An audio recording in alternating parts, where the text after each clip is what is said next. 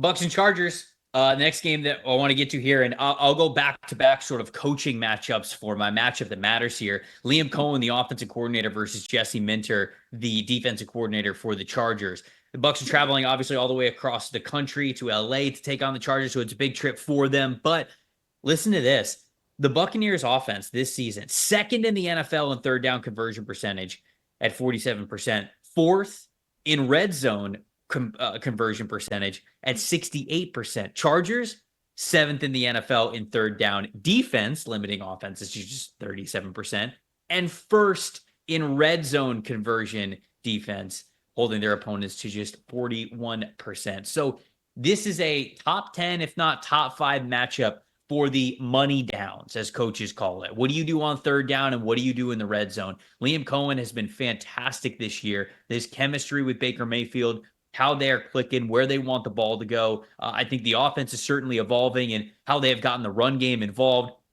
The efficiency of how well the Bucks run the football this year compared to last year just cannot be overstated, just how much that means towards them playing some really, really good ball. Now, Bucky Irving, he played last game, but he was in and out of the lineup, didn't play too much. He's been dealing with a back and hip injury. We'll see how much he'll be able to go in this one, but Rachaad White was able to pick up the workload when he went out, and so he was able to have a great game.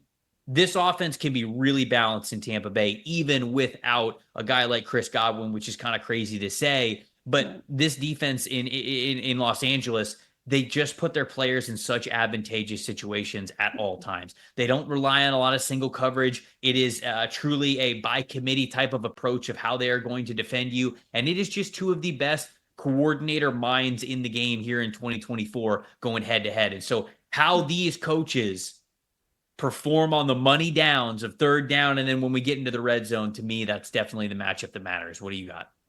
Yeah, my matchup that matters just goes back to something that I know that Tampa Bay is going to end up pushing, and I have to imagine the Chargers are going to be ready for it. That's Mike Evans, because I did the math again. What's he at now? What do we need? What do we need? He needs to average 102.5 yards per game the rest of the way to get to 1,000. That is something that he is acutely aware of. That's something that Baker Mayfield is acutely aware of. That's something that Liam Cohen is acutely aware of. They are going to hammer targets to Mike Evans as much as they possibly can. And we also know that Baker is not risk averse. He does not care. He has full faith in Mike Evans, and he wants to get him this stat. This is something that is important to the entire Tampa Bay Buccaneers team, fan base, everybody. So if I'm the Los Angeles Chargers, I am locking down Mike Evans as much as humanly possible in that secondary, whether that's bringing in safety help or doubling him with whoever.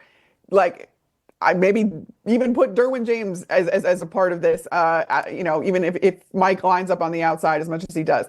I fully expect Jesse Minter to have a plan for Mike Evans, because I do expect that to be a huge component of the Bucs offense, because they want to get him those stats specifically.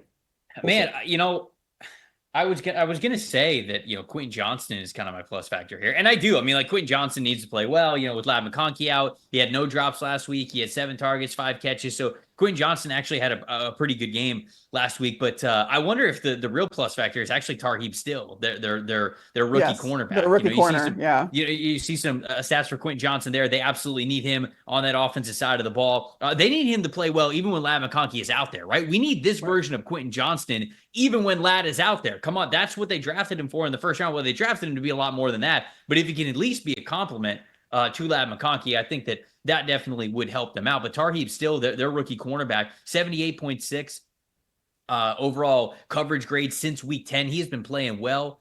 He's only allowed 13 catches. He's got 2 forced incompletions. He's got 2 interceptions himself. I mean, like, he's playing really solid, and he has the body type to match up against Mike Evans. And so we're going to see a lot of one-on-ones there. So whether it's Quentin Johnston or Tarheeb Still, that's my plus factor here with this game. Who's your plus factor?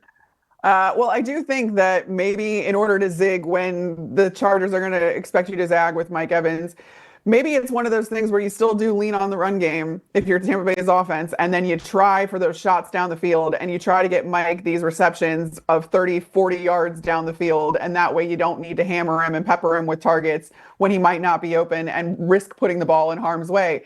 To do that, you look at the offensive backfield, and it is Bucky Irving. I don't know how healthy he's going to be. We're going to find out. It's a long trip to LA, like you said. The Bucs are not coming out a day in advance. They are coming out early on Saturday. But Bucky Irving, when he's healthy, and even when he's not as healthy, third most missed tackles forced per rushing attempt among qualified running backs this year. He's tied for the league lead in yards after contact per attempt. So yards after contact per attempt, that's on a per attempt basis, 4.1 yards after contact. That's incredible for especially a young guy. You talk about a bowling ball, you talk about a guy that's really hard to bring down. I think a lot of that then does depend on how actually healthy he is. But he is very motivated. This is such a fun run scheme to watch now, which is not something we've had in Tampa Bay for the last few years. And under Liam Cohen, it's blossomed. And you saw, I mean, even Rachaad White this last game, just running with violence. That's the only way that I can really describe it, is just the way that he was hitting the line of scrimmage and hitting his blocks and all that other, it was really, really good to see that he kind of was as fired up as we've seen Bucky Irving be, and why he's such a cult hero in Tampa Bay is just because of the style with which he runs, the violence with which he runs.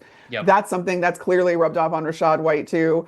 Go Sun Devils. I also like to think that he was just fired up after the ASU won the Big 12. So, you know, there's that. He's playing for that. He's got to represent the maroon and gold well, Trev. And I do think that it comes down, the plus factor for the Bucs offense is their offensive backfield, and Bucky Irving in particular. Thanks for watching, everybody. Make sure you like and subscribe the video. And if you don't have a PFF Plus subscription, you can get one to see all the premium stats that we talked about here on the show, plus the expert betting and fantasy advice over at subscribe.pff.com. The description is also right below. So if you are not a PFF Plus subscriber, you can come one today.